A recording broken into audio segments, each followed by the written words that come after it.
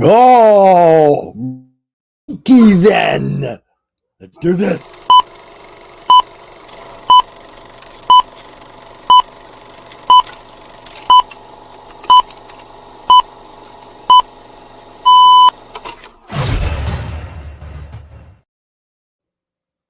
Hello. Let me get this set up right.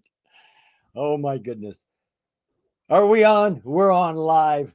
I had to get my Google off. I had YouTube on and it was echoing back and forth. It's like, what's going on here? As you can see, we're live right now and I'm not liking what I'm seeing. I had one play still in play here and I was hoping this was going to drop before I got out, but it's not dropping and I'm losing more money.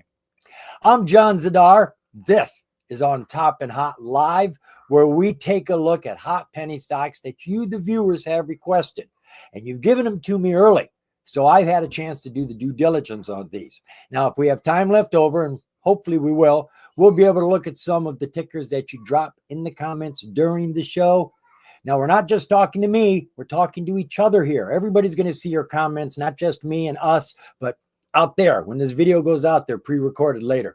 So get those comments out there and let people know about the stocks you're looking at. Share them. That's how you get people interested in them. So let's see what's going on here. Oh, it is coming down a wee bit. I'm watching this. Now we got kids in the background. They're nephews. Lots has happened here in this last week, folks. I didn't get a video out yesterday and I apologize for that. It's been a very difficult week for me. I'm kind of mush and pudding right now. I moved here in Michigan from California in 2018 because my mom had cancer, and I've been here ever since 2018. Mom just died of cancer 2 days ago, and my baby brother died of HLH. He was 48. He died 3 months ago. The two of them lived together. Their house is empty now, and they had a bunch of pets. So we've been taking care of that. They've all got homes now, 1 dog, 2 birds, and 3 cats. But we got to take care of the house. But it's not about the stuff. It's about them not being here. So, So I apologize for that. But this show is going on because I need to talk to my friends. I need some camaraderie right now. So thanks for being there for me. This looks like it's going to pot. I'm not going to be able to watch this the way I want to watch it. So I think I'm just going to take a beating here. Oh, I don't like this, but I'm going to have to take this. Market, sell. Yep. Oh, that was a $66 loss. Ow. So today, what did I do today?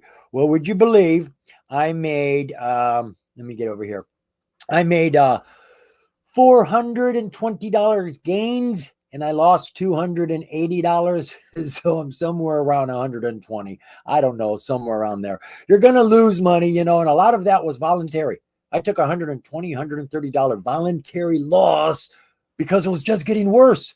I hated to take that much of a loss, but you can't just hang on to hope. If hope is an anchor going down to the bottom of the ocean, it's going to kill you ultimately. So you just got to learn to let go sooner or later. So I did. So let us get over to, I have nothing set up here. I am just all bewaggled.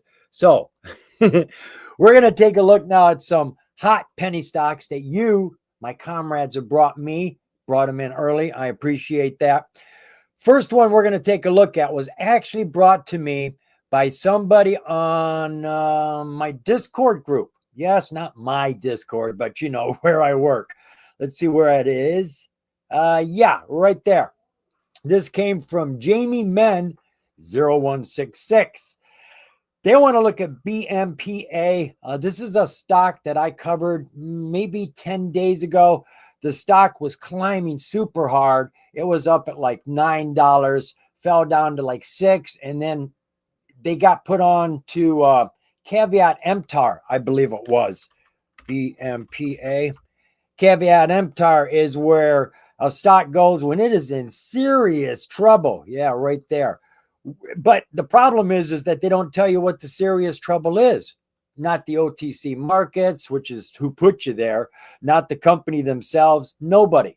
But you can't buy them, you can't sell them, they're off the market. Well, the funny thing is that if it can't be bought and sold, you wouldn't expect the price to change. Oh my God, did it change? It went from $9 down to a penny or 9 cents, something like that, way down on the floor. And you're saying, how can that possibly be then? Marketers and brokers, they can trade these. And I think they short the stocks when they're off the markets. They bring them down and make all this money shorting them. And then they just let them come back up with the investors bringing them back. And that's what I covered. I thought, well, from 9 cents or a penny, if we can get back up to $3 or something, we got ourselves a huge gain, because it was like at 30 cents at the time we looked at it. But it didn't do that. It jumped up to 56 cents, and it's been bobbling around 30 cents, and it just won't move. And I did buy 1,000 shares. It's money I can't afford to lose, but I don't need right now. So I'm just letting it sit there, and I'm hoping still. I hate that word hope, but that's kind of what I'm doing. So let's take a look now. BMPA. This is BMP AI Technologies. Finished the day today at 23 cents, down 8%. She fell 2 cents. This is a penny stock on the OTCID. That's the bottom tier of the OTC. It is the riskiest tier that you can trade on. If you're investing, probably don't invest on OTCID, because you don't get filings most of the time. You don't get any financials. So you've got no hard facts. All you get is news that gets you hyped up, but you got no filings to back up that news. So you go throwing money into this, waiting for this thing to happen in 3 or 6 months. And in 3 or 6 months, it falls apart and the stock crashes, and you're left there holding a bag for a very long time. I like to trade these stocks for momentum. When the volume comes in, I see there was a reason for it to move. Man, I just grab that quick run and get out and take my gains. So this company is based here in the United States, in Nevada, but they did just expand with another headquarters over in Dubai. Taking a look at the news to catch up here. The company is developing their own blockchain. As a matter of fact, all this news is pretty much covered in the one piece of news I didn't cover because it just came out. This is an update on everything that's happened in 2025 and what they plan to do in 2026. Great due diligence these things are. You don't have to jump around reading. So 2025, they changed their name and their ticker. Now they're BMPA. They are now an AI company. They had share cancellation. They canceled 20 million common shares, and they canceled 4 million preferred shares. They did get put on the caveat emptor back in October, which is when all the trouble began. When it came back on the market, it jumped from that very low penny up to 30 cents, which was a huge run. And then I looked at it and I expected it to go further, and we just haven't done what I thought it was going to do. Then they came off of that just about a week ago, and that's why we were really looking at it. Now, the company said they were planning on doing a forward stock split, a 5-1, but they didn't do it. They got put on the caveat emptor and just stopped everything, but they said it's not off the table. They will reconsider it if things get into position again. Now, the company is working with AI. They've got one product out that they just put out on Google Play last year called Heart Ease Platform. It's supposed to help your heart. I don't know a whole lot about it. They've also developed a proprietary blockchain, like all these cryptocurrencies work on blockchain. Theirs is special for their needs, but it's primarily to do one thing. It is to connect customers to their companies they're buying stuff from and pay with crypto, not just money. And that's legal now since Trump made a lot of these stable coins legal assets. And then they have these AI chat bot agents that do a lot of bloody work, so humans don't even have to get involved from start to end. It is amazing. We're going to lose a lot of jobs here. There is no bloody doubt about that. So that's what's going on with the company. There wasn't anything new, just the update. I haven't seen any new information to actually pass along. Now, the one thing I can say here is that sometime here very recently, the company being on the OTCID normally does not have financials that you can trust. What we get are disclosures. These are like up here. These are just tallies of revenues they got, money they spent, money they're getting paid. And the management does all of that. They're not accountants. And they just give us those numbers and we take them at their word. We take them at their word. And this is where the troubles begin. You're going to do due diligence on an OTCID. Do it on the management. You've got nothing else to look at. That's hardcore. Management, you can't change what they've done in the past, good or bad. It sits there. Well, this company, sometime here very recently, went to the 10Ks and 10Qs. They voluntarily asked to be transparent. So now we get audited financials and a lot of other filings, as you can see here, giving us all kinds of information about this company. So we're not sitting in the dark with this one like you are with a lot of companies on what used to be the pink. So what was the relative volume around the company today? Down. She hasn't been doing a lot of shares as it is. Look, 67,000 shares as an average over the last 30 days. Even when she was running hot, she was only doing about 65,000 shares. She was not doing any big numbers. But to be fair, she is down here on the OTC market. And I'm going to refresh this. Over here, we get a tally. Oh, let's have a party. The OTC did 5.1 billion shares today. And that's good since COVID.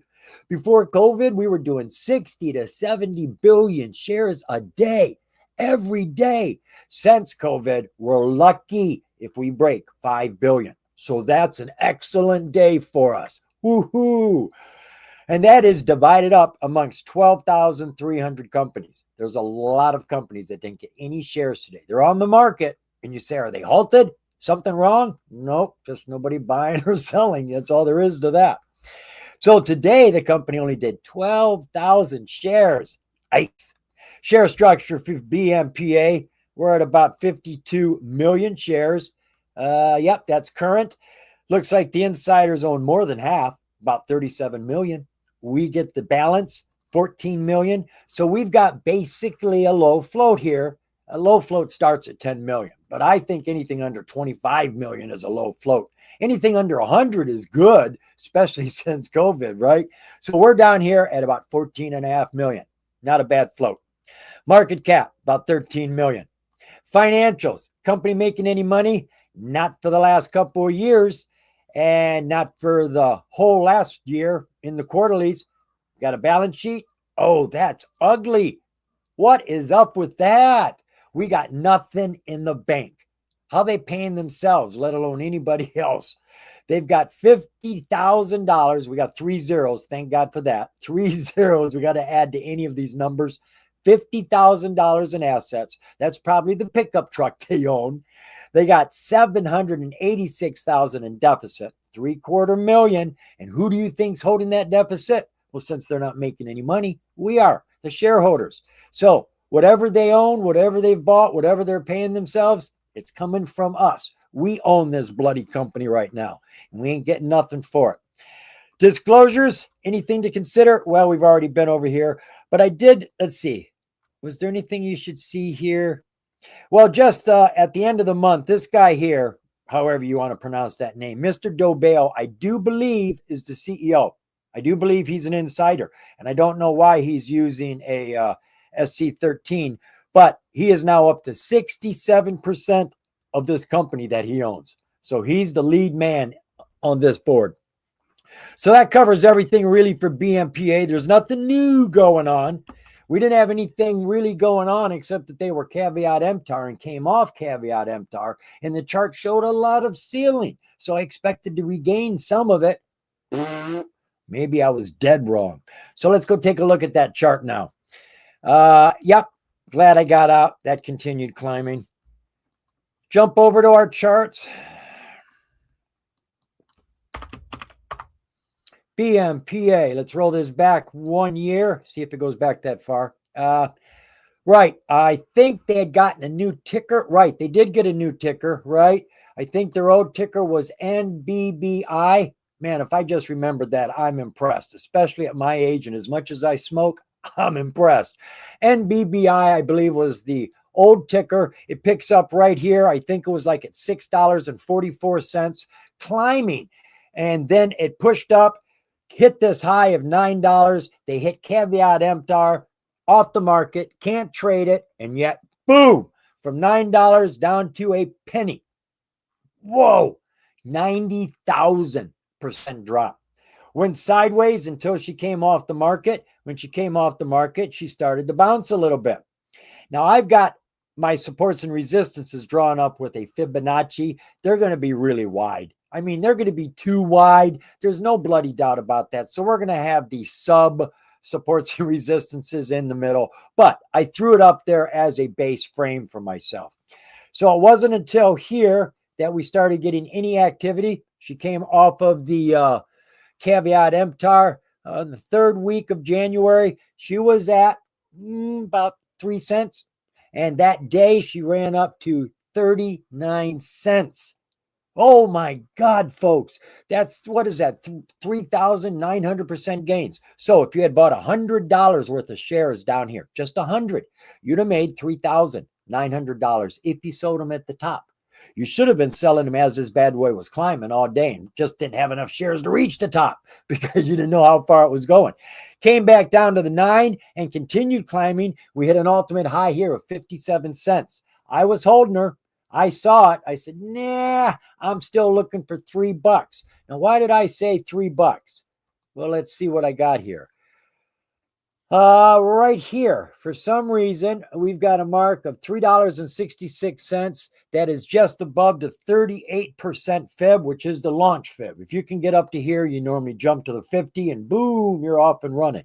Can't remember why I had that as my mark, but that's what I was looking for, from 30 cents to $3.66, which was a 1,200% run. Maybe I look foolish saying that now, but she could still do it. I'm just not very optimistic at this point. So now we're looking at, let's take a look at the 20-day 1 hour. So there's when she came back on. She had a nice strong run. She hit a strong support here, resistance. She's come back down to our dynamic duo. That's what I call these two MAs, the 50 and the 200 haul, which you normally don't have on your charts. I hope you do by now. These normally run together when the stock is climbing, and that will normally hold the stock up. This is broke through. I'm betting she's coming all the way down to the 200 before she thinks about coming back up, if she comes back up, right? And our 200 is down there at 13, 14 cents. It is climbing, though. It is pushing up. Oscillators are all a bit neutral and cool right now. Let's take a look at our 5-day, 5-minute. She's been in a downtrend. We don't have a 200-day MA on the board, so our 50 is boss. She came up to the 50. She's been hanging on to it and is not doing a good job of doing that, and she's fallen down. We're down here now at 19.22 cents, somewhere in there. She's flipping around, and our oscillators are fighting.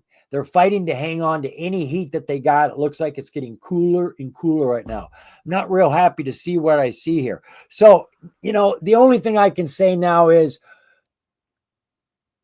somebody had made a comment. I had read it on Twitter, I think it was. They made a comment about this big-ass run back here and said that there was a pump and dump plan for the company. I hear this about a lot of companies, but what do I know? So they may have ran this all the way up, and there was just no reason for it to be up there in the freaking first place. So there's no reason for it to return up there. So I could be holding this for a long time.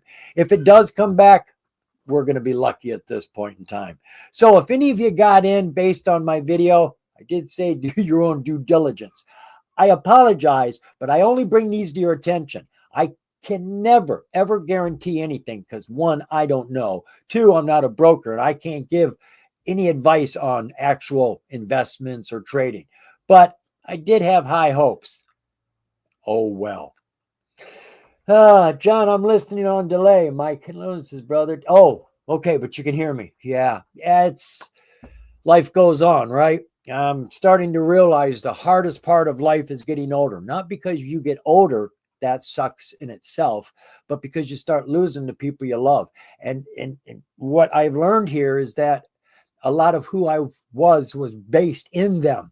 The things they said to me, the way they treated me. It's not here anymore. That's gone. That love is gone. Whew, that's tough. All right. Enough of that. Back to here. Ooh, it hurts, right? Next stock we're going to take a look at comes from Velmore. Thank you, Velmore. This is ticker CISS. I didn't see a warrant. Did you do that on purpose? Because I keep forgetting them. We are looking at C3IS. I guess that's how you pronounce it. C3 is. This is Seaborne Transportation Services for dry bulk chartering. They're expanding out of dry bulk. Big ships, big vessels, that's what we're talking about. They had strong daily volume today. Super duper low float. They're down to 1.2 million shares. They just had a reverse stock split of 1-20 on January 25th. And there is a huge insider holdings that we need to take a look at.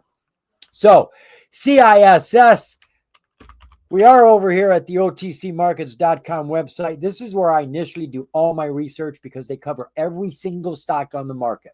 I don't care what it is, a rights, a warrant, preferred stock, common stock, bank shares, ASs. They cover them all. Now, I'm not saying they got every bit of information, but they got every stock. So you can at least start here and then work out from here. That's what I do. I've been doing that for years.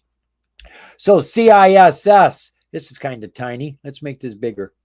And CISS is a company out of Greece. And I did want to show you the website.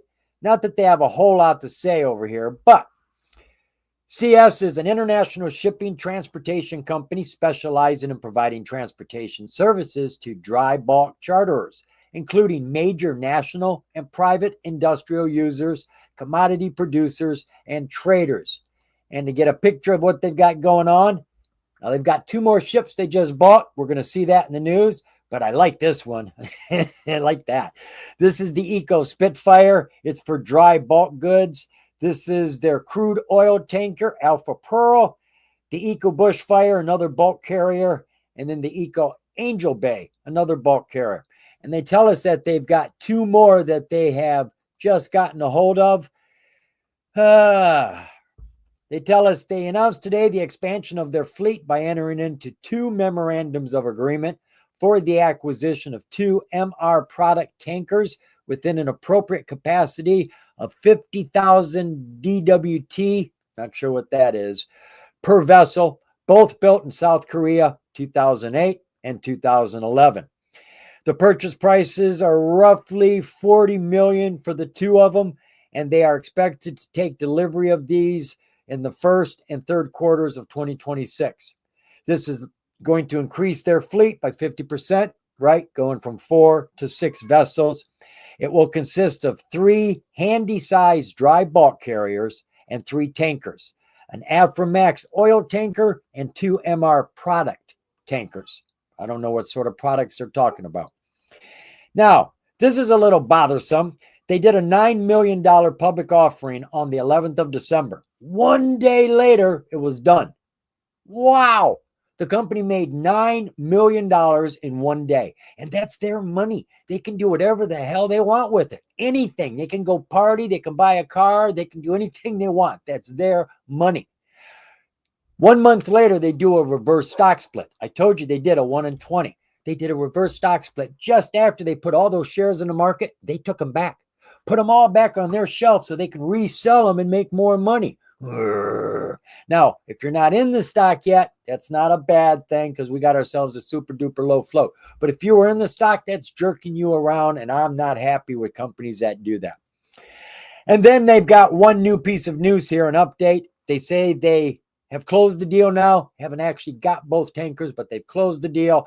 And now they can give you numbers. They can give you charter rates, how much they're charging every single day per ship, how much the company's now worth, where the assets lie. Lots of information if you're interested. It's all in there, and we're not diving into it.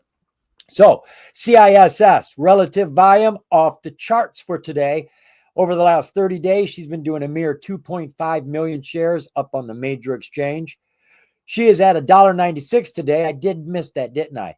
$1.96, up almost 29%, jumping 44 cents. Hot penny stock on the major exchange. Now, personally, I like to trade these penny stocks on the major exchange over the OTC. First off, there's no transaction fees trading major exchange stocks, and I like to scale in and scale out. That means I buy multiple times getting in. I sell multiple times getting out. Well, if you got to pay $7 every transaction, my God, that's eating into your profits. So I hate that on the OTC. Don't have to deal with it on the major exchange. There's also a lot more money and a lot more volume on the major exchange. The OTC's been in desperate shape since COVID. And there's a lot more rules up on the major exchange. A ton of rules keeping these companies honest. And that's good for us. It keeps our investments safe. They're not exactly safe down on the OTC market. So, looking at that relative volume, she has jumped from 2.5 million up to 70 million. That's a huge increase, about 35 times their normal share. Share structure. Oh, okay. I verified this. It is not 817 in their press release. The company themselves say that from this number down to this number, and they said 1.28 million, something like that, which it's close. I'm not going to argue over 400,000 shares, believe me, you. So we got ourselves a super duper low float, and I don't even know how many shares the insiders own. You figure they own something? Well, subtract that. That's what's on the market. Absolutely. So, let's just make it easy. Let's say there are 1 million shares. Well, they sold all the shares 70 times today. All the shares had to be sold once, twice, 3 times, 65, 68, 70 times. Folks, that's a lot of attention being given to the stock. That's one reason to put it on your watch list right there. Market cap for the company, we're at 1.2 million. Financials, they making any money? Yep. Over the last 2 years, they've kicked it up from about 29 million up to 42 million, and they've kicked their profits up about 3 million from 16 to 19. Quarterlies, we didn't get any. That's probably because they're an international company. Remember, they're from Greece. Balance sheet for the company. In the bank, we got 4.6 million. Company is worth 100 million. They have liabilities of only 30 million. So we're holding a lot of equity in those boats. We got about 71 million. Now, think about that. We have 1 million shares outstanding, roughly. I don't know what the float is. We're making this easy. There is $71 million in equity.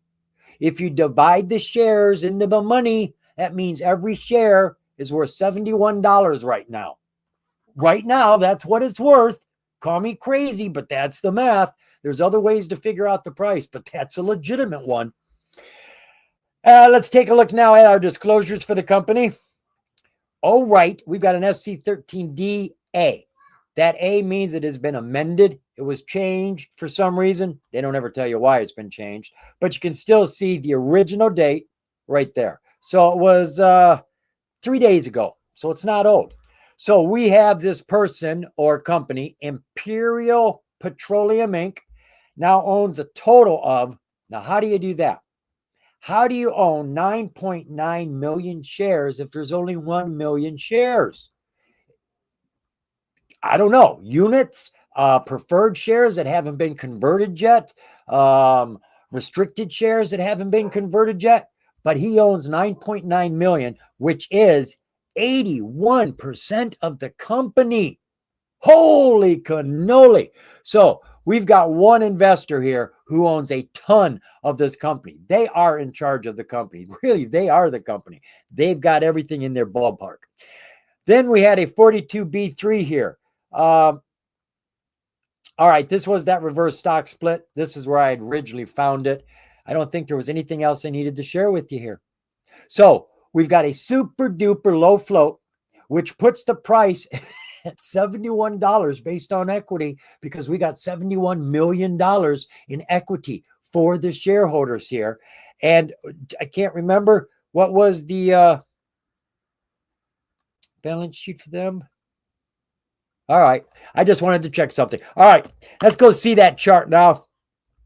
CISS, you're with me. Notice how I don't lose you because I don't hit buttons anymore. We learned that last week. If I just don't touch the button and leave myself small, it works fine. So let's get rid of these lines here. I can see I've got my Fibonacci all set up down there. So that's a 4-hour chart. Let's try a 1-year chart. Okay, we've had one reverse stock split that we know of, a 1 in 20. They don't show it here on the board. There may be another one. I don't know. I didn't do a deep dive. But I can tell because we've got a high here 52 weeks ago of $152. Well, I know there was a reverse stock split of 1 and 20, and I doubt it was here because they don't put big green bars on the board anymore. That's what they used to do. You could always see a reverse stock split because there was a big green bar that day, and you could see what happened after the price got kicked up. Did it fall or climb? Was it successful or did it fail? They don't do that anymore. You have no idea when a reverse stock split happened. What you now have to deal with is from the day they did the reverse stock split, every price behind that reverse stock split has now been multiplied by the ratio of the split. So this high has to be divided at least by 20. I know they did one reverse stock split of 1 and 20. So 152 divided by 20 would give us $7, $7.50, something like that, right? Somewhere on there, if that's the only reverse stock split they had. And they've done this with every single price on the chart all the way back to the very first day this stock came on the market. And they're not going to fix it. It doesn't revert back to the right numbers. What's the point? This is worse than fake news. This is financial information. It's fraudulent information, and it really pisses me off. So once we hit that high, whatever it was, she went into a downspin, and she has been falling ever since, down to our real 52-week low of $1.35. Now you can see we had a big strong fall right here on the 11th of December. She dropped from the prices as they stand, $35 down to $4. I have no idea. That was on the 11th of December. She fell. Let's come on down to our 6-month, 4-hour view. See if anything looks better. So she's in a downtrend, but look at these bounces. Huge, giant bounces. We're going from, I can't trust these numbers. That's going from 55 up to 117. So that's over 100%. This one here went from $42 up to 118. So you're looking at 150, 170% gains right there. These are huge bounces. And then we have a reverse stock split in here somewhere. Maybe it was there. And nobody's bouncing anymore. Now she's been flat for a very, very long time. Now I would normally grab my Fibonacci just because it's too tempting. And I would grab that drop right there and I would poke it from top to bottom and I would use that. Now, again, those aren't going to be my only supports and resistances, but they're primary and they're magical because they're Fibonacci, the science we can't explain but works. So I would probably have those up there nonetheless, but I'm still going to have to start throwing in other supports and resistances here. Like this very high top right there. Well, I know there's going to be one there. There just always is. So I'm going to toss that in there, but I am way, way down here. Right now, look, our 200 came down and it bent. It didn't curve and we didn't do anything. It took a whole day and a half before we decided to jump to it. We were in a 200 squeeze, but it's not legit yet. So she jumped here for some weird reason, went to and through the 200. She's come back down to the 200 haul, still in our 200 squeeze. And right now she is set up. She is in primary position, falling 200 MA, rising 200 haul. It's not exactly rising yet. It is as flat as can be. I am thinking the next minute, the next bar is going to turn this thing up. And with the price sitting on top of the 50-day MA, that is putting a match to gas. It will launch to and through the 200. So that I am expecting to go from basically $1.90 up to $3.50. So you're looking at 80% run there. I'm thinking it can do. All we need is volume, and for this 200 haul to turn up, and she's going to fly. Everything on our oscillators is a bit calm right now. Everything is like going sideways. Nothing really to read. Taking a look at our 20-day. We got a high of about $4.84 20 days ago, while she was falling to her 52-week low of $1.35. Off of that low, she bounced instantly and fast. Now, I tell you this over and over. There are people out there that shop 52-week low bubbles. If a 52-week low has shareholder value, that is, the company has shareholder value, people will jump into the stock immediately because they know there's profit to be taken. And it won't just bounce, it'll climb. Because there's lots of 52-week low bubble shoppers. and they all come in and boom, boom, boom, boom, boom, boom, boom. But look at when it happened. All after hours and pre-market. She went from, well, the low was $1.35, and she ran all the way up there to $4.35. So that is a huge run, folks. That was a $3 run aftermarket, pre-market. And then as soon as the bell came on, there was nothing but fall. There was no profits for anybody. So the day before it was falling, the day after it was falling, but in between the 2 days was lots of money to be made. This is why you got to pay attention to pre-market, aftermarket, folks. So once she came down, she fell for another 2 days, took another rip here, and she's put herself in a nice place. She is on top of everything now. She was under everything, little itty bitty bars. We got beefy bars now. We got nice long wicks. We got movement. She's jumping around. Now, that's volatility. That doesn't mean she's necessarily going to go up, but we need volume and volatility to get bounces. The kangaroo moves best when it bounces. So right now we should start getting some movement. We've come down with the wick to our 50. Oh, I do like this. Look, our solid bar is sitting on the 20. It has not left. Yes, part of it's underneath, but it's still on the 20. Now look at our wick. The wick went through the 200. That's 1. 200 haul. That's 2. And it's tagged the 50. That's 3. I see this as a foundation for a skyscraper. I see them keeping the building on the ground and putting this foundation into the dirt, the clay, the sand, going deep, deep, deep, because they're going to go high, high, high. So right now, I would expect this to bounce right from here. This is where the price is at. And I expect it to climb higher than what we see here. I expect it to push up above these wicks. That's what I'm feeling off of that big wick going through multiple MAs, my pillar wick there. Our oscillators, not showing a lot of anything good. Everything is curved down, looking sad. My ADX is going the wrong direction. My red line, which is my downtrend, is pushing up towards the top, which is where strength is at. My uptrend is pushing down, which is where weakness is at. So my oscillators aren't in agreement with me. But I like that wick nonetheless. Taking a look at our 5-day, 15 minutes, since my button's on it. So look here. We have a falling 200. Right when the 200 went flat, right here.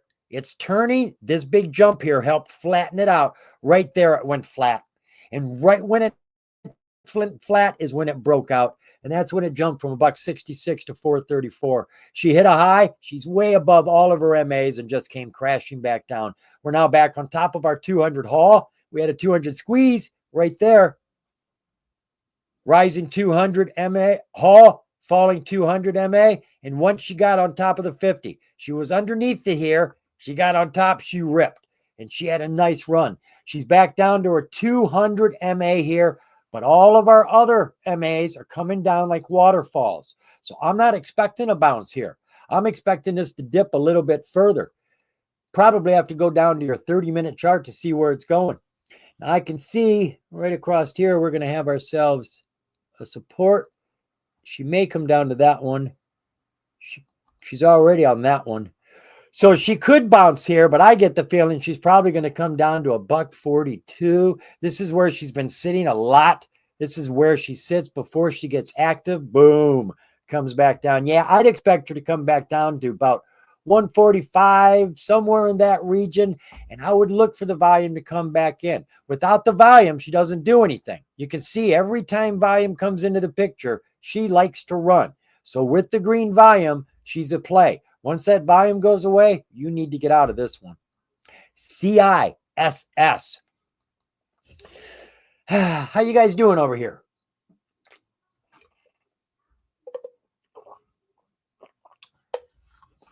I'm reading your comments here, folks.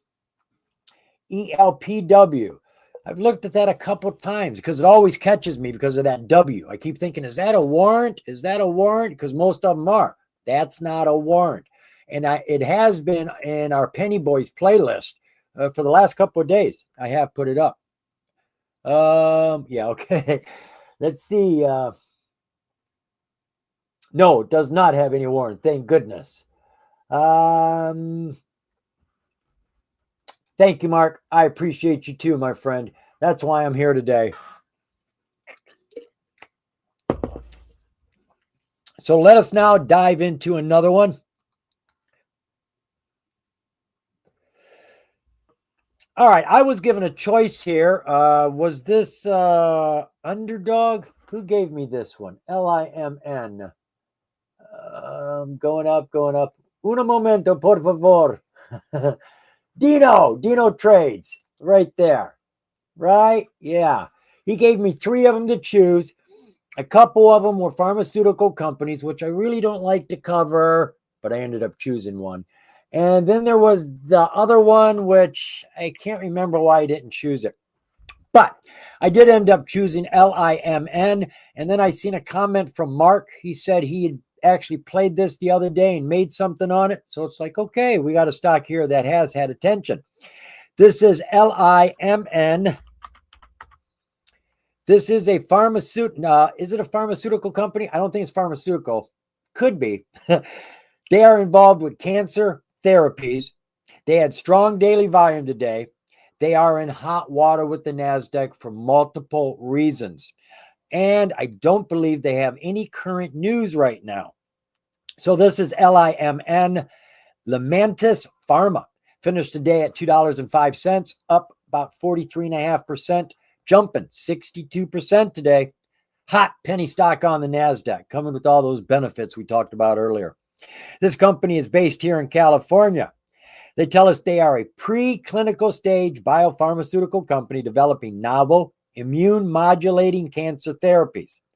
The company's candidate, IBA 101, is a humanized anti-CD47 monoclonal antibody. I had to read it. Now, I did look over at their website to try to get some more information. There is very little information over here. I mean, there's just not a lot to look at. So what I did see was this one page here. It talks about their candidate, their drug. What it doesn't talk about is phase trials. What phase trial are you in? How much longer are you in there? They tell us what their blocks are doing, their don't eat me's are doing. They got a video here. If you want to learn about it, they've got lots of information. But I have no information about the pipeline. So I have no clue if this has been approved, if it's in trials right now, because they're preclinical. That means they are normally needing money. They're normally selling shares on a regular basis to make money to pay for the trials, looking for that magic drug. What was the news? No news. Absolutely none that I could find here.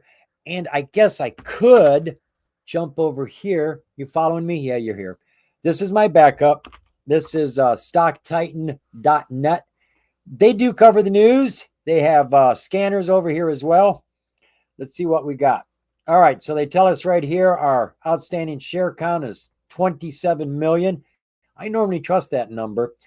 Let's see if we got any current news. Not since October. The company signs a memorandum of understanding with Capital Trust Group for $30 million equity investment via an earn-out mechanism and future strategic cooperation. Okay. And then you go all the way back to July. So we actually have no real news, but we do have filings. Okay. We've got 2 filings here we need to take a look at. First one, the company's in hot water with the NASDAQ over their minimum bid price. Companies on the major exchange have a whole criteria of minimums that they have to meet. Minimum shareholders, minimum market value, minimum equity, minimum bid price. Can't go under $1. You can, but if you go under $1 and stay there for too long, you get in trouble. You get in trouble. You get a warning letter that says you got to get your price up over $1 within 6 months normally. And you got to do that by being over $1 when the day ends for 10 days straight. You can go under $1 during those days, but by the end of the day, you got to be back over $1. Well, they have got until July 14th, 2026. That is their end date for this. For as a day trader, this isn't a big deal for us, but if you're investing in the stock, if they don't meet this requirement, they've got one of 2 choices. Do a reverse stock split, and if you're in it, you're going to hate that because they're going to take most of your shares, or go down to the OTC. You're going to hate that because nobody trades the OTC stocks. There's no volume down there and the price falls really hard. The other one is also bad news. It's from the NASDAQ. They did not meet the MVL. MVL says that they have to have total revenue of at least $50 million as well as total assets of $50 million. They didn't make it. They have until May 18th, 2026 to fix this problem. Now, I haven't gone to look to see if all these are fixed yet, but those are the two problems. They have to get their revenues up. They have to get their market value up. They have to get their bid price up. Everything has to climb or this company's in trouble. Now, you can't fix the market value and the revenues with the reverse stock split. So if they don't get those things fixed, down to the OTC. So they got a lot of things they've got to get fixed to get this thing back on the road, or it's just not going to be drivable. And let's see. Then you got your 10Q here, which came out in November. That is their most recent quarterly financial. That is going to give you all the information you really do need.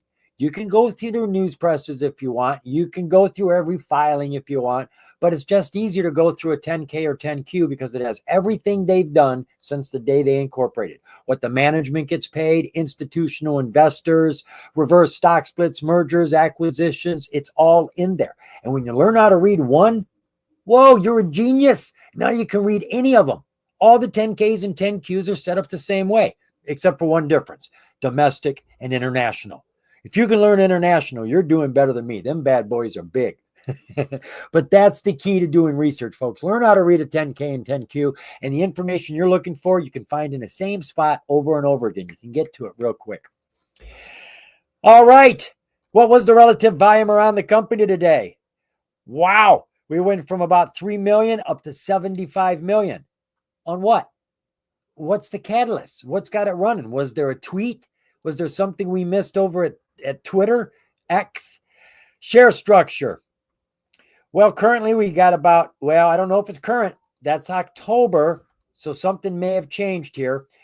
27 million shares. I don't know what the insiders own. So I don't know what the float is. So it could be 27 million for our float. Could be less, depending on how many shares the insiders own. Could be completely different if they've changed the share structure since October. Market cap. We're at 38 million. Got to get up to 50, right? Financials. We're supposed to have $50 million in revenue. Folks, we have a problem. We got zip. Quarterly. Nothing. Really. I don't know if this company's going to be able to make it and stay on the NASDAQ. They may be able to get the price up, but they're not going to be able to get revenues up unless they make some wild deal and get some company that's already making revenues to come on board. I don't see how this can be fixed. Current assets, they got about $750 million in the bank. Total assets, 1.3 million. Total liabilities, 2.9 million. Let's just call that 3 million. We are holding deficit for the company of 1.6 million. No revenues, lots of hot water, and we're holding deficit, and we've already been over here. This was bad stuff. And still, the company was running today with a 43% jump, jumping to $2.05. That's a 62-cent jump. Why? Now, you know, folks, when I am trading, I really don't look at the news. Most of the stocks I trade, I don't have a clue why they're running. I'm reading the technicals. I'm looking at the MAs on the board. I'm looking down here at the technicals. It could be bad news. They could be going down to the OTC. And I know the price is going to drop when that happens. But right now, the price is running up, running up, running up. Well, you know what? I'm oblivious. I have no idea there's bad news. And I'm here playing this stock, running it. But I'm not investing. I'm a day trader. I'm hitchhiking. I have no idea where this car is going when I get out of it. And I don't ask. I don't care. You know, that's the neat thing about hitchhiking. There's no rear view mirror to look at the car you just got out of to see where they went. I got where I wanted to go. And that's all a day trader does. Move from here to there, take your gains, find the next ride. So let's take a look now at LIMN, jumping back a full year. So we've got a 52-week high here. I don't see any reverse stock splits. That doesn't mean they haven't had one. We've got a 52-week high of $33.66 in June of last year. We saw some news back in June. There was some merger deal I think we saw there. After that high, she came down fast and furious, ultimately hitting about $4.50. Went sideways for a month and a half and then just started dribbling downhill very, very slowly. We got no 200-day MA on the board. So our 50-day MA is boss. And when the 50-day got close, the price is running from it. It's really not trying to get to it. We started getting some bounces here 2 months ago, and she hasn't done anything. She took a dip down to our 52-week low of 54 cents, took a whole day, and then she started to climb. I wouldn't call that an immediate bounce here. And I didn't see any hidden shareholder value either. So I don't know why she's running, unless there was a tweet, unless there was some article that came out that they were mentioned in or something, something obscure that just isn't on the main highway to be seen. Lots of volume these last few days. All of our oscillators are heated up and going to the moon right now. It's really looking good. Looking at our 6-month 4-hour, well, there's your high and there's our low of 50 cents. And from that point, she came back up, continued falling, and our rip was 4 days ago from 54 cents up to $2.50. So basically, you're looking at roughly 500% run, right? From 50 cents to 250. And she's done it with big jumps.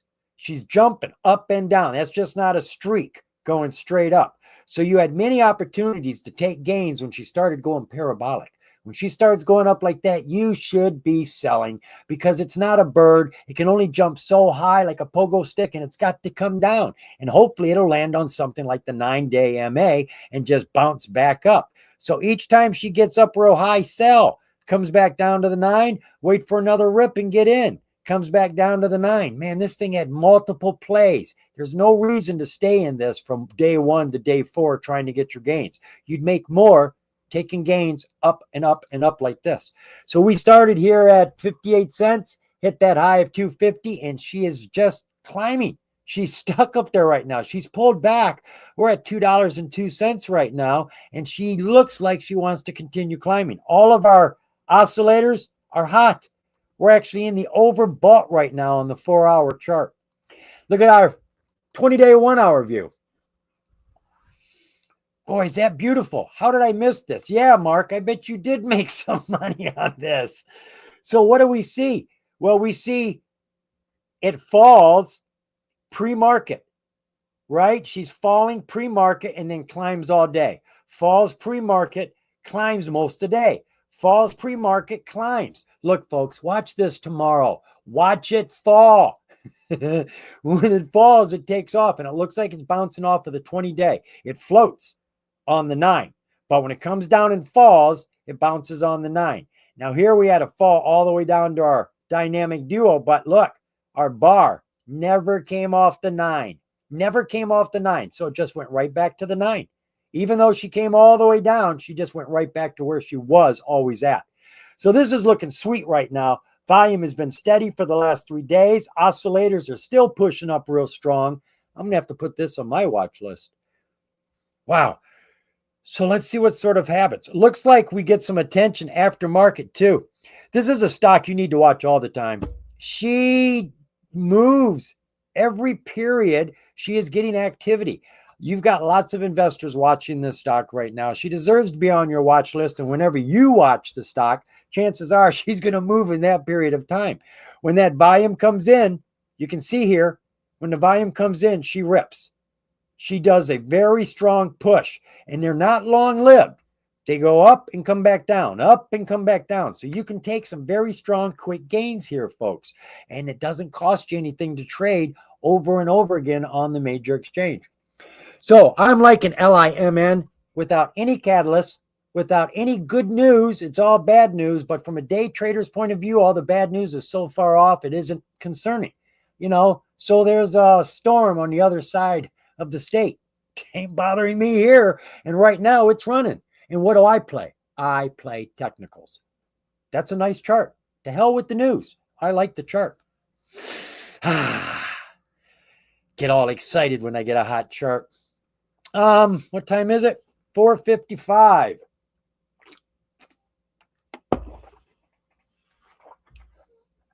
Let's see if you guys are saying anything I should be paying attention to.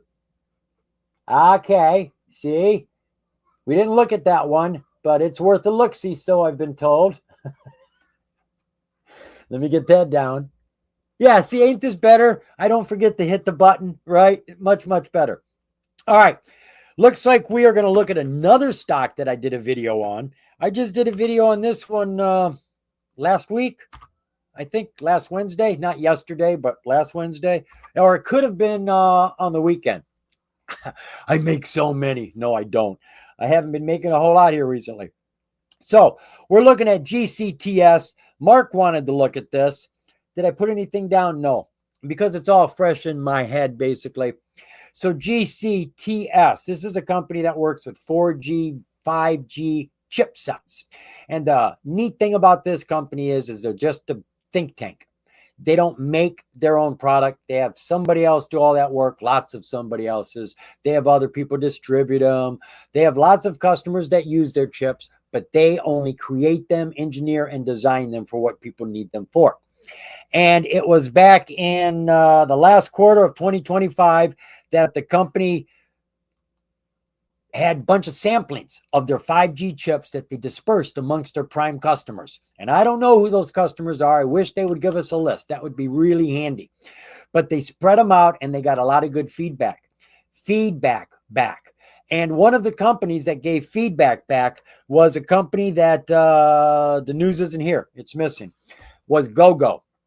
GoGo is a company that used their 5G chips to create a 5G network on the ground, connecting it to the air, to airplanes. Now you're thinking, but we've already had that. No, not ground to air. That is quick. That's 5G. That's movies coming up to you. That's flying the airplane without a pilot. That's what that is. Really, you wouldn't even need a pilot now with 5G coming to the plane. Right now, all we've got is ground to satellite, back down to the plane, up to the satellite, back down to ground. Slow, doesn't move a lot of information. Ancient, antiquity, nobody wants it. So this was brand new. Well, there's other companies doing neat things with their 5G chips that are now putting in orders. They just started selling them just at the end of Q4, and orders are picking up now in Q1 of 2026. They just had a deal with a leading satellite communication provider. No names. Ugh, this company doesn't like to give names. But this company is working with satellites, and they want to go global with that. We're not getting a lot of key information about money or the names of the companies. We just see there's a big market for 5G, which was put on hold when COVID hit. We were in high gear. Now, since I'm thinking about it, I just saw an article yesterday by JFK. He is not wanting 5G. He is trying to put a halt to 5G, and he does have good reason. The 6G mesh and the 5G does have a lot of radiation. There is a lot of, what are you going to call it? Data congestion. It's moving big chunks of data at slow speeds, which does cause heat, believe it or not. So there is some situations here to be considered. So that's on the table as well. What else did we have for news? Was there anything else there I had to talk about? No, I pretty much covered everything. Revenues are just starting to pick up. They've been pretty slow, even though they've been in business for over a decade. Relative volume for GCTS. Over the last 30 days, she's been doing like 6.6 million shares a day. Now remember, that's an average. So some days are a lot higher. Some days are a lot lower. As an average, 6.6. Today, a lot lower. We're down to 2 million shares. She finished the day at $1.26 and was up less than 1%, 0.8%. That is a whole penny up. Woohoo! And I just covered this stock because I think being a first mover advantage with GoGo is a big deal. This is the only company. When you go to Google and you put in, does the United States have air to ground 5G connectivity? It says, yes, it was launched in January by GoGo, who is supplied by GCTS. Boom! That's got to mean something, right? And how many chip companies do we know of that are penny stock companies? Not many. So this could be a good entry right now. Today we did like 2 million shares and we did go up. Share structure for the company, we're at about 57 million. So they say back in November. Could have changed. I don't know for sure. Don't know what the insiders own. I'm presuming they own something. So subtract that. That would give us our float. Don't know what that's going to be, but it can't be any more than 57 million unless they messed with the shares. Market cap, we're at about 71 million. Is this company making money? They are, but it's not impressive. Over the last 2 years, they have dropped about 50%, going from about 16 million down to 9 million. But they are making profits. You know, they're not in the red. We're still up there, $5-6 million.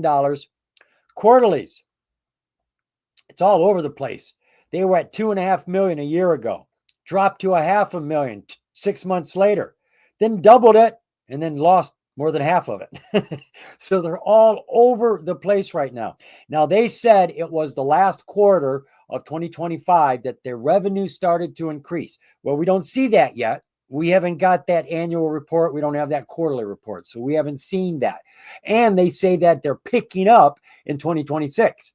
But we haven't seen that yet either. So there is good news. We just can't validate yet.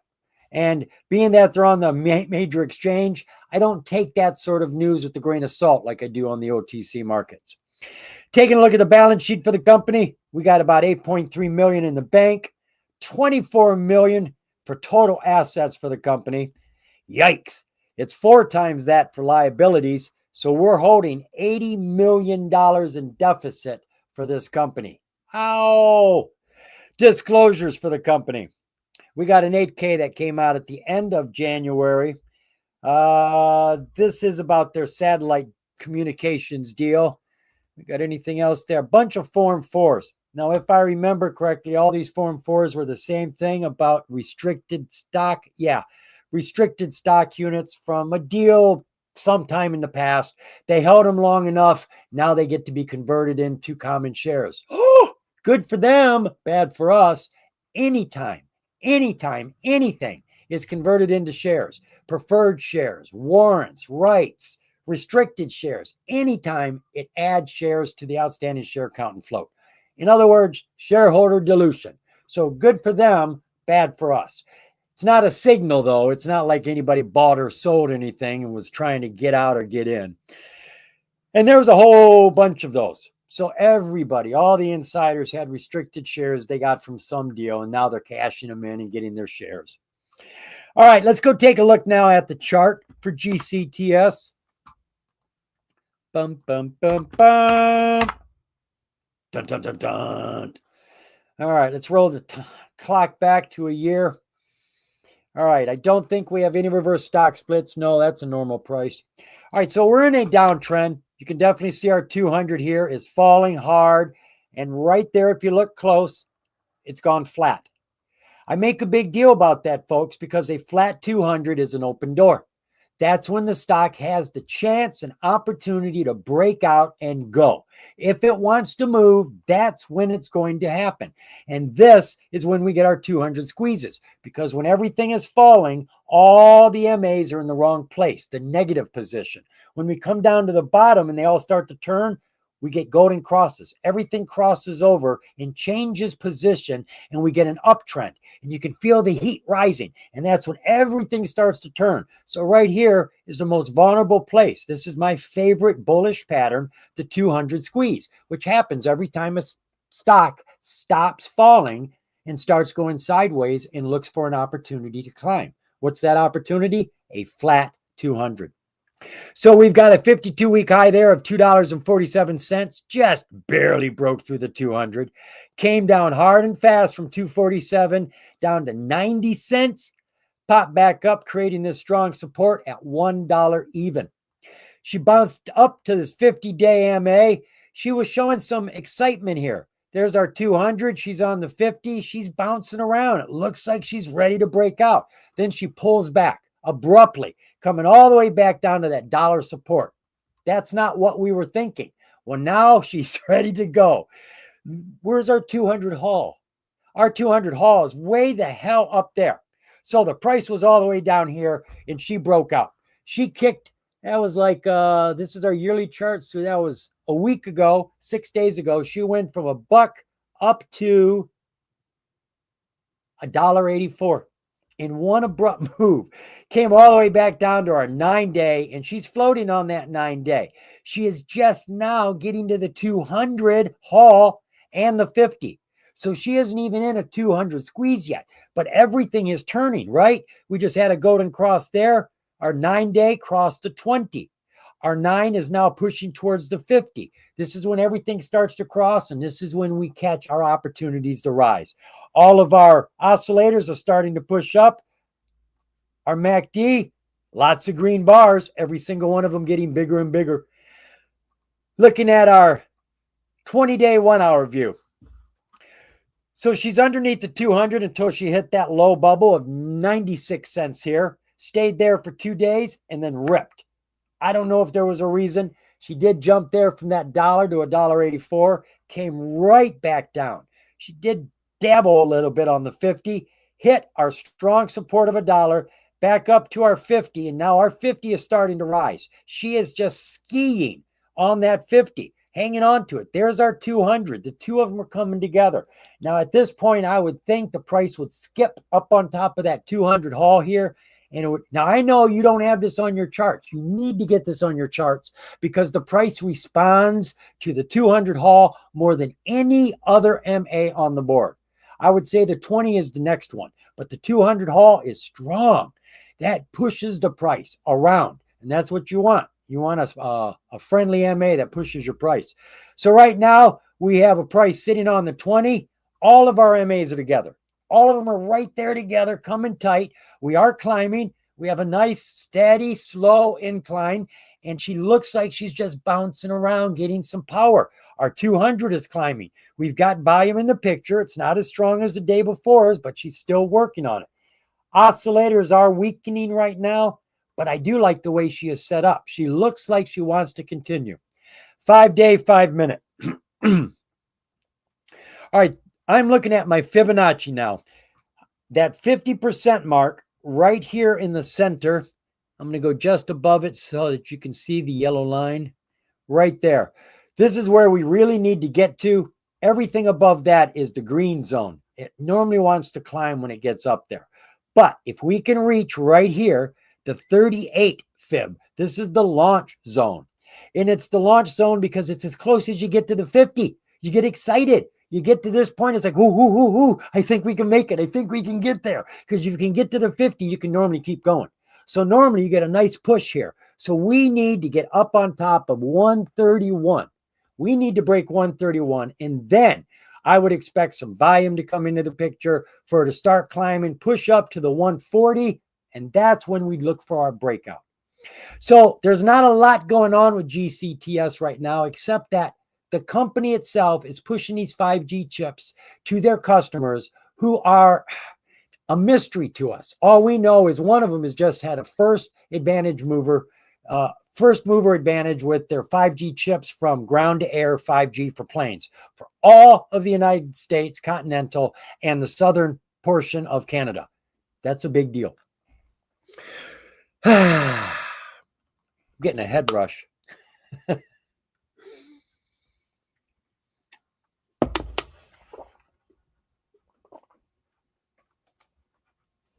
Yeah, this somebody had brought this up over at Penny Boys. We've had so many companies invest into different types of cryptos for their treasuries, whether it be Ethereum, Bitcoin, Dogecoin, Stark, I mean, whatever. There are so many coins out there, and these companies have put millions, even billions of dollars into these coins. Well, what about the company that put $1 billion into Bitcoin at $101,000 and it's down to 69,000. Holy cow. You just lost 31% of $1 billion. So a lot of these companies could be in hard trouble now because that's their treasury. That is the money in their bank account. You know, the bank only gives you 3%, which is why everybody wanted to put it into crypto because you can make 7, 10, 20%. Yeah, but the bank doesn't take money away from you. Crypto can.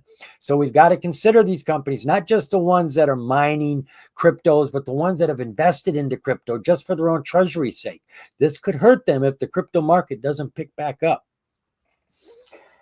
Appreciate your comment there, Kobe CY. All right, what time is she? 10 after 5. I got another stock? Well, of course I do. Underdog gave me one. Does anybody remember? There's no need to fear. Underdog is here. He was a superhero. Underdog. Yeah, he was. He had a cape and everything. It was a cartoon. All right, we're going to look at Teed. Teed was on our list over at Penny Boys today. Teed got hot. I think Teed may have even been halted today. Let's see here. I got my halt page up here. Right there. Let's see if Teed is on here. I watched this all day. There's Feed, not Teed. Maybe Teed didn't make it. Nope, Teed didn't make it. All right. Well, let me refresh this. It looks like I got half a day I'm missing there. Nope, no Teed. Okay. No, that's not where we were at. We were over here, weren't we? Yeah, Teed. All right, Teed came to us from Underdog. It is, all right, from what I can gather, I was reading the information. I'm going to call this an internet media exposure company that works with advertising. They work with their clients on the internet with different types of media to give them the absolute best exposure they possibly can, giving the customer the most beautiful experience they can have for the point of advertising. But that's not the way they explain it. They've got all these pretty words the way they talk about it. The company did have very strong daily volume today. Revenues are falling. They're strong, but they've been falling. And they too are in hot water with the minimum bid price. They've been under $1 for too long. They've got until June 22nd of this year to get that price up. So Teed, let's see if I can, I'm wondering where I seen it. It must have been in here. I'm looking for there. I'm looking for a link to their site. So this is what they say about themselves. Teeds is powering one of the largest optimized supply paths on the open internet, uniting premium media, an advanced omni-channel graph, data-driven creative, and predictive technology to deliver outcomes for both advertisers and content owners. Wow, double, triple talk. What are they using AI? I don't know. But they're trying to get customers and businesses together, advertisers, so that it's a good experience for everybody and the companies are making money. That's the bottom freaking line as far as I can tell. If I've got it wrong, I apologize. Do some more due diligence and prove me wrong. So, jumping into the news. Let's just go straight to the news since I'm here. This is what I had posted today. I remember reading this, and this is why I was running. Teeds partners with Google TV to expand CTV home screen availability globally. Now, I'm not real sure what this is. I'm not sure if it's internet TV or TV on the internet. I don't know. Teeds, the omni-channel outcomes platform, has partnered with Google TV to expand its connected TV, CTV, home screen ad inventory significantly. This strategic partnership gives brands access to one of the most prominent, high-attention placements on the connected television, appearing as the first visual impression on Google TV devices across major global markets, including the US and UK. Wow. You know, they're talking like they're writing a contract or something. Speak simple language. It sounds like they are creating deals with customers who will get prominent placements with Google advertising with this company. Our partnership with Google TV is designed first and foremost to drive impact for our clients. Google TV offers exceptional reach and premium supply. We know that. Google and advertising has been a big deal for a very, very long time. The other piece of news was they appointed somebody as the new CMO at the beginning of January. What about disclosures? Got anything here? We've got an 8K at the end of December. Dun, dun, dun, dun. As I said, they're late. They've been under $1 for more than 30 days. So they've gotten till June 22nd. You see, I know where to find this because I've been in so many of them. Just open up an 8K. You read the top sentence. It's like, listing rule. First sentence, it'll tell you the problem. Second or third paragraph, it'll tell you what date they have to get this taken care of. So again, as day traders, we're not too concerned about this, right? It doesn't matter. We're more interested in the catalyst. So they've got themselves a new contract. I think it was something like 50 million, 500 million there. They now have reach of 500 million unique devices, not users. I've got like 7 devices. So, you can do the math, but they're reaching out there now. So what was the relative volume for TEED today? Oh, goodness. Look at the last 30 days. She's been doing about 500,000 shares on the major exchange. Nobody's been paying attention to CTV. Not a big deal. Today, though, over 160 times increase in her volume, going to 80 million shares today. Share structure for TEED, we're just at the brim of where I like to see a share structure go, about 100 million, 95. I don't know what the insiders own. I hope they own a lot. That'll give us a low float. Otherwise, the float won't be any higher than the outstanding share count of 95, which is the absolute most I like to see in a share structure for float. No more than 100 million, please. Market cap, we're at about 56 million. Financials, is TEED making money? Yeah, they are. 4 years ago, they were over $1 billion. We don't see a lot of penny stocks doing $1 billion. You look at other stocks, this is chump change. But they've been dropping over the last 4 years. And right now we are at about $890 million, which sounds pretty juicy. Their profits have been falling too, though. They went from about $250 million, roughly, down to $190 million. I know those are big numbers, but they're losing a lot of money right now for some reason. We want that to change. Quarterly reports, 250,000, 300, 350, 300. Well, their revenues are kicking up right now. Ooh, wow. Look at the profit margin. That was $250,000, $250 million, and they did 50 million in profit. Here we got about 60 million more, and we got about 60 million more in profit. Whoa, we like the profit margins. That's getting juicy. That was nice there too.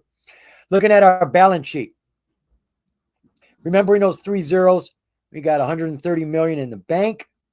We got 1.7 billion in assets, 1.2 billion in liabilities. Whew, by the skin of our teeth.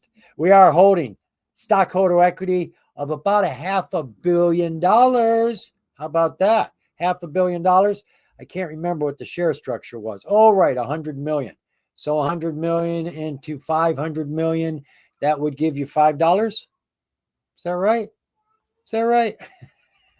Let me take a look at that again. Financials. I think that's right. And quarterlies. Yeah, 500 and we got 100. $5. That would make this stock worth $5 based on equity. Could go up almost 10 times right now. We're at 59 cents, almost 60 cents. Finished the day at about 2% up, going up almost a penny and a half. Almost. That's a hot penny stock in the NASDAQ we're looking at here. I know, I get things out of order. Sorry. Disclosures for TEED. Did we already look at these? I Can't remember. Bouncing around. Yeah, we did. Right. We got that all taken care of. So what we need to look at now is the chart. I don't think I've looked at her chart at all. This should be a virgin viewing for me. Ooh, virgin. See what we got here. Oh, ooh, that don't look nice. All right, let's go back a year. Ay, ay, ay. All right, so she's been in a serious downtrend over this last year with our 52-week high being well over the 200-day MA. The 200 was at about 520. We were at $7.50. After hitting that high, she started working her way down. Once she broke the 200 haul, probably not on your chart, so you wouldn't have seen that, she started to fall. When she fell under the 50, you got that one, don't you? She fell hard. Boom! Came all the way down here from $7.50 down to $3.80. And from there, she's just been slowly dribbling underneath this 50-day MA, banging her head on it occasionally, hitting a 52-week low of about 58 cents. Off of that low, she has started to come back up, but not in a big hurry. She is just going sideways, getting into position for 200 squeeze. Gotta happen. Here's our falling 200 MA. There's our falling 200 haul. It's just getting up on top of the 50. We got volume coming into the picture. All we need is for that 200 haul to turn up, and boom, this could run. And it normally runs to and through the 200. So she would go from 65 cents to $1.80. You're looking at 275% run there. I'm just saying. Oscillators are not looking bad, especially our ADX, right? ADX is 3 lines. The green line is your uptrend. Red line is your downtrend. Anything at the top is in charge. Hey, uptrend's in charge. Anything at the bottom is a loser. Our red trend is down at the bottom. And that yellow tells you how strong the trend in charge is. It's getting stronger. This is setting up beautifully right now on our yearly chart. Looking at our 4-hour, 6-month. Still in a serious downtrend. Trying to break out here. She's not having a lot of luck. We've got some good bounces. She's jumping here from 70 cents up to 94 cents. You're getting about 25% jumps there, up and down very quick. But notice they're all aftermarket and pre-market. None of those big jumps are happening during the day. Matter of fact, most of the days she is falling, isn't she? Yeah, we don't like that. It's like every dang day she's falling. Ooh, finally, we had a green bar, and now we're back to falling. And these are some big red bars. Look at all these over here. These are getting bigger, even with the volume coming into the picture. That's not great. All of our oscillators are kind of weak right now with those big red bars. Everything is pushing down. Looking at our 1 hour, 20-day, going sideways. Had some excitement here. I don't know why she was getting excited. The 200 started to fall as she's jumping. These push downs during the day are really hurting the stock. That's lots of hours. These jumps are only happening for 1 hour, but then she falls for hour after hour after hour. That's pushing the 200-day MA down, and that's going to pull the price down. Right now, she has broke that 200 hard. She has hit a low of 50 cents. She's bounced off of that low, but everything looks weak right now. Let me see. I want to back this up. I want to see if I'm going to have to go back to the 4-hour. Wow. All right. We're at a 52-week low, and she isn't bouncing off of that 52-week low, right? I mean, she's had 1 bar bounce, but she hasn't moved yet. We have to wait and see what's going to happen here. A 52-week low bubble could just be the first in a series of 52-week lows. She could hit another one and another one and another one. 52-week low bubbles are not special until something special happens on them. When you see big green bars and she starts to pop up, not going sideways. Sideways is weak off of a low bubble. We need to see something growing. We've got all of our MAs pushing down, waterfalls coming down on top of it. Prices hanging on to the 9, which is falling fast. All of our MAs are falling fast. Let me check out our MACD here. MACD is trying to come up. Look at that. Our MACD and our RSI are actually trying to climb right now on the 5-minute. That doesn't mean diddly squat. It just means we had a bounce. But She's trying to do something right now, but if she doesn't do it, I think she's going to go for more 52-week low bubbles. So I wouldn't be in a hurry to jump into this one yet. I do believe that is all the stocks that I had laid out. It is.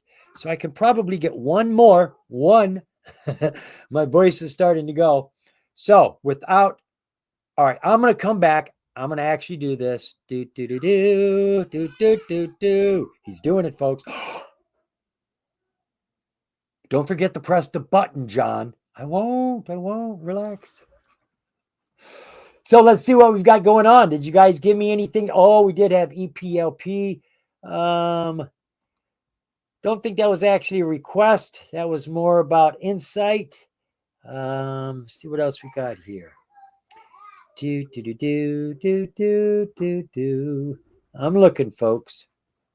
Right. Can you have a look at ELPW? You know what? I think that might be it. Dude, thank you. You're the only one that gave me a request. Everybody else is talking about BITF or they're talking about TGLC, but they didn't request them.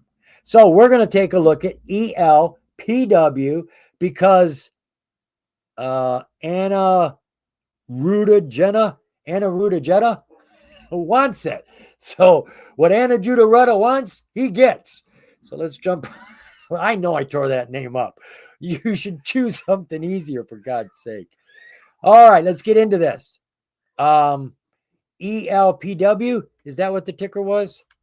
Or am I going to have to come back and get it? Oh, he got it right. And it's not a warrant. All right. We are looking at Elong Power Holdings Limited. I'm going to presume this is Chinese. It is. What was the giveaway? When you have a lot of N's and G's in the name, it's normally Chinese. This is out of China. Elong Power is a holdings company committed to the research and development, manufacturing, sales, and service of high-powered lithium batteries for electric vehicles and construction machinery. At least that's what their description says here. Let's take a look at their website, see if they're showing the same thing. It's from China, so it's going to take a while. High power, fast charging power battery supplier. The company was established in 2014, has 2 production plants in China. They're really, really big. Let's see here. That's pretty much all they're saying there is that they're big and they do a lot of work. All right. So they make lithium batteries in China.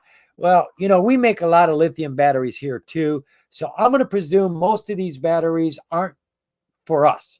They're going to be put in Chinese cars. And I don't think we're bringing a whole lot of Chinese cars over here right now. So I don't think we're going to see many of these batteries. But that doesn't mean it can't be big business. China's got a lot of people, a lot of Chinese going to want electric cars. It's going to be a lot of freaking batteries. So let's see what we've got here. Let's just start from one side to the next so I don't skip anything. Relative volume for Elong Power. Well, let's say she finished today at $1.10 first. Yeah, she dropped 24%. That's 35 cents. This is a penny stock on the NASDAQ. Does come with benefits. All the ones we talked about earlier. Not going to talk about them again.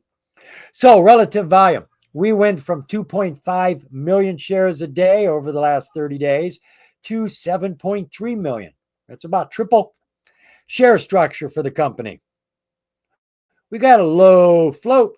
Not that I really know what it is, but it can't be any higher than the outstanding share count. Subtract whatever the insiders own, it's going to be less than 3.8 million. And if they don't own anything, well, it won't be any higher than 3.8 million, which is a low float. So we're doing really, really good. Market cap, 5.5 million. Money. Does this company have any cash?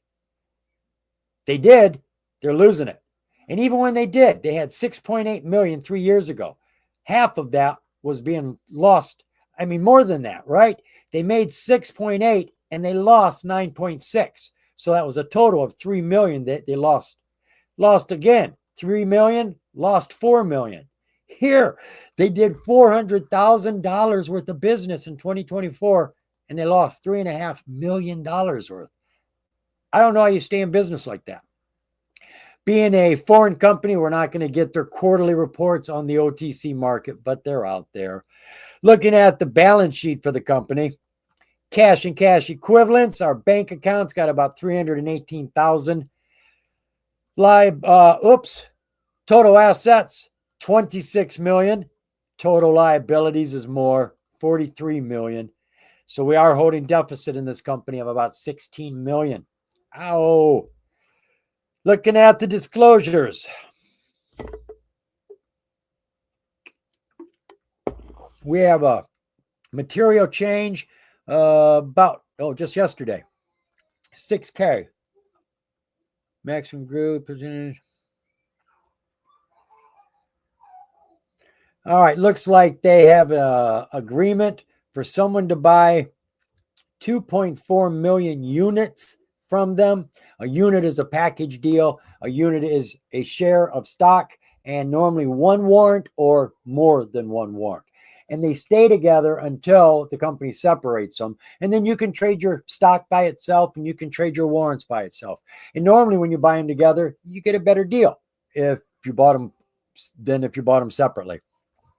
So they're going to be selling these at $3.16 per unit for the warrant and the, just one warrant and one share of stock. And that's going to give the company $7.6 million. There's a whole lot of other information there if you really want to learn about it. And then we got a 424B4. This may be the same thing. It could be, 2.4 million units up to 9.6 million shares of the underlying common warrants. So ultimately, you could have 2, 11, 12. There could be another 12 million shares put on the market. Anytime warrants are converted, those become shares, and they got 9.6 million of them. So those at some point could be 3 to 5 years, could just be a couple of months. It's hard to tell. So there is some dilution that we can be looking forward to. And here's an effect. An effect is dilution. This is basically a gun shooting saying we have just started a public offering. So if we looked at some filing just before this, we'll probably see that they are doing a public offering. Well, not this one. This looks like they're in trouble from the NASDAQ. They've been under $1 for too long. They have until April 1st of this year to get that price up over $1. All right, so we're over $1 right now. Remember, they have to close over $1 for 10 consecutive days. You can go under $1, but you got to close over $1 every day for 10 days straight. We've got that right now, and they have until April to do that. So let's go take a look at that chart then. Wait a minute, news. I missed the news, didn't I? Sure did. There's that public offering. Yep, public offering of 7.6 million, reverse stock split. Effective date. So they had a reverse stock split. They sure did. A 1-in-16. That was December 16th. So they just did a reverse stock split. And then after they took everybody's shares, they did a public offering and put a whole bunch more shares on the market. That's just rubbing the shareholders wrong as far as I'm concerned. I'm not crazy about that. Outstanding share count right now is 3.8 million. That's as of December 12th or 26th. So that's after, let's see here, December 26th. Did they tell us how many? There. It's going to drop from 61 million down to approximately 3.8 million shares. And what does it show right now for our share count? 3.8. Okay, so that's after the fact. So we've got just under 4 million shares after a reverse stock split and after a public offering. It looks like it's all squared away. So, but the public offering is happening now, and they have that investor, the investor who's buying the units. That has not been added on yet, those 12 million, which, if you think about it, 12 million is about 3 times this, almost 4 times, 3 times. So that means there's going to be a 300% dilution in the shares when that happens. I don't know when that's going to happen, but you need to be aware of that, because when it does happen, the price will move very quickly and adjust. All right. That does take care of everything for the company. They don't have any catalysts that you can see here, just that you have a big investor coming in, buying a whole bunch of shares, giving the company a whole bunch of money, and we have a low float. That's the catalyst at this point in time. ELPW. Oh, oh, oh. Lots of lines. Nope, that's 2 years. I only wanted 1 year. Same picture. All right, I'm going to get rid of all these lines. Wow, look at the bounces. So we have ELPW up here for a 1 year chart. She was at like $20 a year ago. She started falling down to $10, believe it or not. That's a $10 fall. And then she ripped to $129. Wow, 1,200% rip there. And I don't have a clue why. I have not done a deep dive.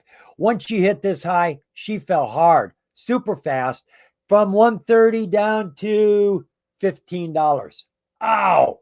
Oh, God, I feel sorry for anybody who wasn't selling as it was climbing. Folks, sell as a stock is going parabolic. It is going to come down. If you're lucky, it'll stop at the 9. But in a lot of cases, it just barrels on down because it runs out of fuel and crashes back down to earth. That's what this did. Look, came right back down to where she fell. All the way. Just barely missing it here. Coming back up from $12 up to $71. That's another 500% run. And then a serious crash from that $64 down to $4. And she has been down here for a very long time, jumping around. Now, I can't say she's been flat, because in this period, she is jumping from 50 cents up to $4. There's lots of bounces in here. So I'm not even going to grab my Fibonacci. That's just too big. From $60 down to 28 cents? I don't think so. So we're not going to use that. Let's come on down to something that's more legible. Let's look at our 20-day 1 hour view. So she is hanging on to the 200. Then she fell away here. No apparent reason. Pulling down the 200, hitting a low of 28 cents. Off of that low, folks, she jumped. I'm going to have to zoom in. I want you to see that. She jumped very quickly here. Off of that low, we are in a 200 squeeze here. There's our 200 MA way up at the top, right there. We hit this low. She came back up, got on top of that 50, and just ignited. She is right there waiting. Everything is in perfect play. Once she firmly got on top of the 50, she jumped from 44 cents. Initially, she jumped straight up to $1.93, but she went all the way, folks. All the way. Look at that. From here to there in 1 day, folks. My God, what a rip. Unbelievable. I can't even figure that out. That is huge. Let me back this out now. So she is jumping around down here. At this very moment, this is what we're looking at. She is hanging on to the 200-day MA with some jumps. That bounce there went from $1.25 up over top of the 200 haul to 246. You're talking 100% rip right there. She came down fast. Take your gains, folks. A lot of little gains add up, and you're not risking anything. And when you get some gains on the table, then you're risking gains instead of your own money. It's taking quick gains, folks, is the simplest way to get ahead, because you're not in the stock long enough for anything bad to happen. So anytime you see a strong rip, especially when she breaks a strong MA, take it. She goes through a 200. You can get back in. You can buy again. But chances are, after a big bar, there's going to be a pullback, even if she's going to go up again. So take the big bar, sell as soon as she pops. When she comes down, buy back in. Buy back in at the same price you were at, probably the same price you were at. But now you're going to be able to ride it a second time, and you're already locked in gains from your first one. That's what I do all the time with options. As soon as it jumps real quick, I sell. It pulls back because it's too far from the 9. I just buy it again at the exact same price I sold my last one at. But now I'm riding it up for a second time instead of just riding the bounce for free. Get paid to ride those bounces.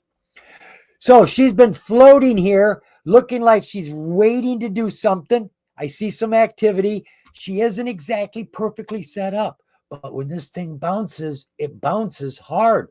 So I would be putting ELPW on my watch list, not because she has anything special going on, except she has volatility. When this thing gets volume, look, 2 bars of volume gave you that huge rip from $1.250.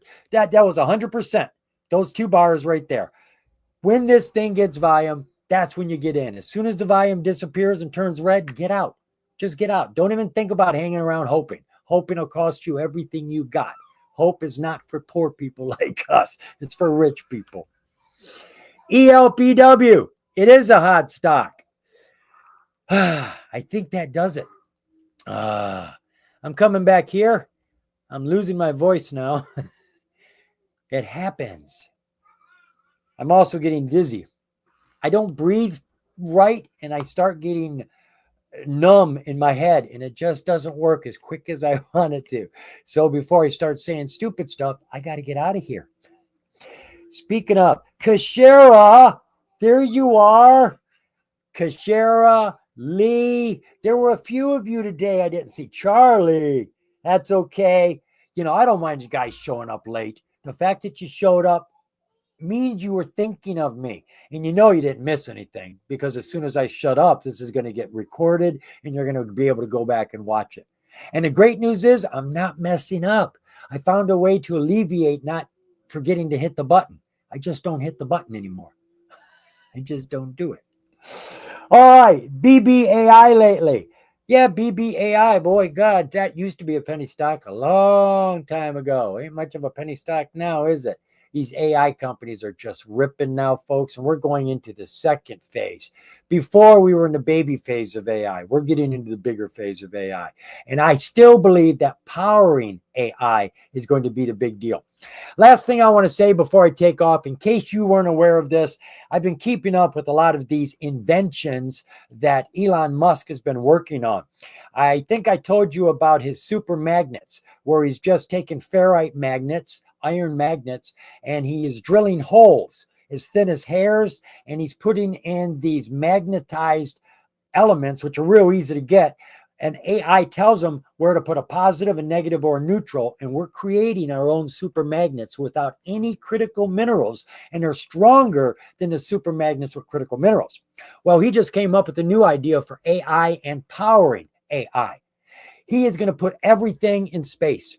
He's going to have satellites that have data, computers in space, and all these satellites will connect to each other, and their power will be on satellites in space coming from the sun. He's going to use solar power. Then he's going to send out another satellite further out to catch more power from the sun and send that power to his other satellites. So his AI data center never needs any grid power from the Earth, will never disrupt grid power on the Earth, will never be dependent on anybody on the Earth, and he will have it all in space, first mover advantage. This guy is something else. I think this is Tesla reincarnated. I hope he gets treated better this time than he did the first time.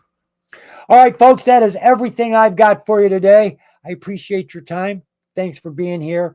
Thank you for your support during this time. I'm sure it's not over. I know a lot of old people, and they're older than me. So it's going to get lonelier from this point out. So I'll be looking to you guys more and more often. I appreciate you. I really, really, really, really do. See you next week, 4 o'clock Eastern Standard Time. Same place, same channel, same beard. See you, folks. I'm so tired. I'm so tired.